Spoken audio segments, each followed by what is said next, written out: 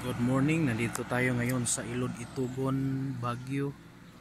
So nandun ang patungong Baguio, nandun patungong poblasyon yun ng Itugon.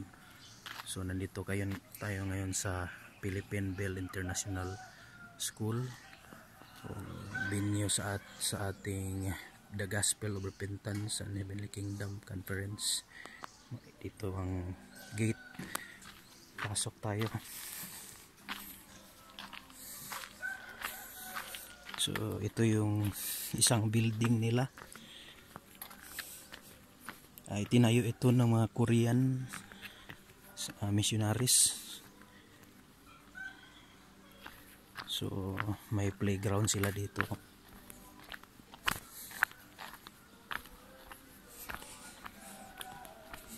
So magandang tanawin dito kasi nandito tayo sa kaligitnaan ng mga bulubundukin. Diyan sa baba is isang ilog. So may mga rooms sila dito sa baba. May aso tayong kasama. So diyan ako nakaupo kagabi. So andyan ang church nila.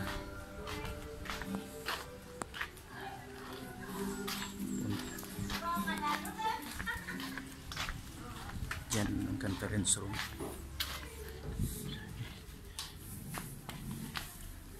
Naligo na si Pastor Turan. Papalit mo siya shampoo na yung tindahan din sa unahan. Dako. Oh, nangutana ko kung nabay in diri nga duol, naagi daw sa town daw sentro. Wala daw diri. Itugon. Oh.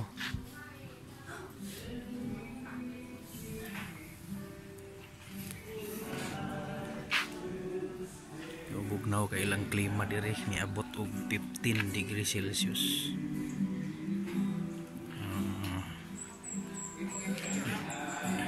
Oh. Diya mi nangaon, dyan kami kumain kahapon sa aming pananghalian.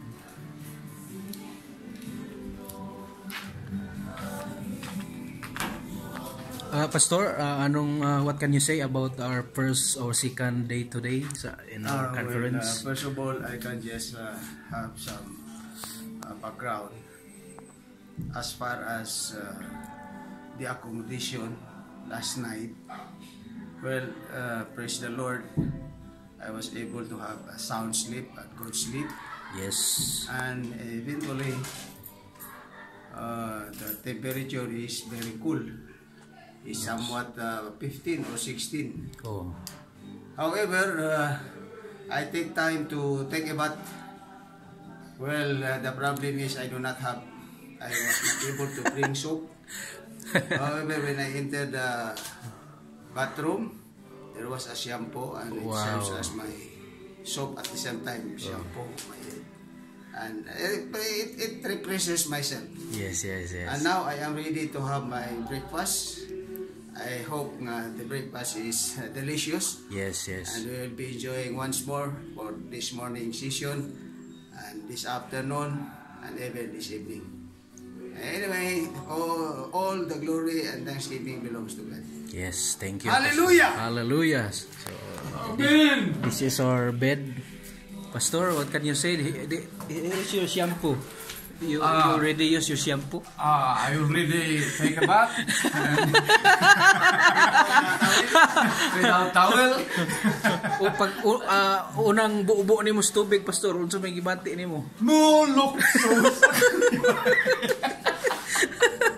Grabe ka bugnaw ni kayo bay. So mo ni among kuan diri mga higala, higdaanan. Grabe. Okay naman, makain po tubig. Tolerable ka kayo? Makaya ra. Pero sa ba, nakasyampoo ka? Oo, na. Wala na naligo dito. Wala na. Ikaw na si. Dito sa Luyo no? Tikas. Kana si. Wala kaso na si dia.